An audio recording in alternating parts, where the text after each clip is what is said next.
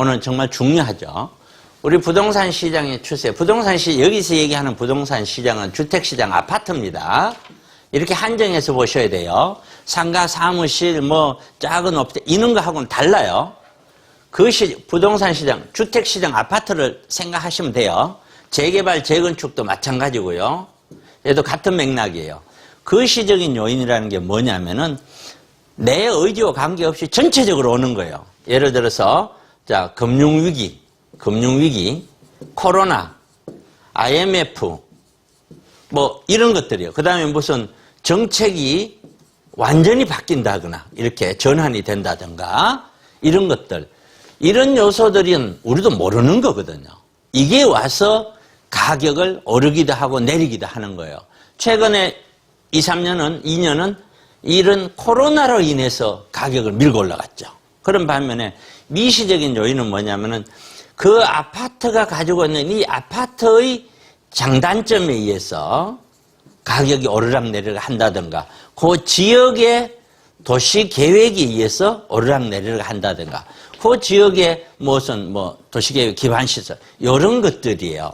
근데 요거는 눈에 보여요. 그런데 위에 거는 눈에 잘 안 보이는 거예요. 자, 요렇게 일단 이해를 하시고, 아파트는. 그러면은 거시적인 요인들, 미시적인 요인들이 있지만은 거시적인 요인들에 의해서 가격을 움직이는 것들은 반드시 금리하고 연관이 돼 있어요. 이런 정책들은. 금리와 연관이 되면서 돈이 더 많이 풀리거나 줄거나 이런 형태로 해서 아파트 가격, 곧 수요하고 연관이 돼 있는 거예요. 수요. 그럼 미시적인 영향은 큰 틀에서의 돈인데, 요거는 작은 틀에서 물건 구입하는 사람의 선호도 하고 연관이 돼 있는 거예요. 자, 하나 더 볼까요? 자, 우리가 봤더니 이런 거예요. 기준금리가 쭉 봤는데 요거 하나만 좀 더 자세히 보시죠. 옛날에 금리가 쭉 올라가요. 그러면은 돈이 줄어들고 가격이 떨어져야 되는데 가격이 올라가죠. 이게 왜 그러냐? 제가 봤더니 어떤 요인에서든 부동산 방향이 상승으로 자리를 잡아버리면은 금리가 올라가도 올라가는 거예요. 그런데 여기서 금리가 쭉 떨어지죠. 쭉 떨어지니까 가격이 고점인데도 불구하고 하방 곡선으로 가기 시작을 하죠. 그래서 이제 방향이 이제 틀어졌죠. 다시 금리가 올라요. 오르더라도 방향이 이미 틀어진 거는 더 떨어지게 됐죠. 이게. 그 다음에 여기 이제 금리가 내리죠. 내리니까 큰 틀에서 방향이 다시 전환이 되죠. 상승으로. 그러면 더 내리니까 더 올라가죠.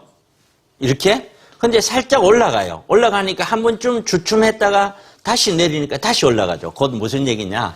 제가 봤었을 때 금리라는 거는 추세 전환이 이루어져 버리면 영향을 별로 못 미친다. 그러나 전환을 이루는 시점, 꼭지점, 이 바닥권에서 금리의 변동이 있으면은 전환시키는 데는 상당 부분 영향이 있을 수 있다라고 보는 거예요.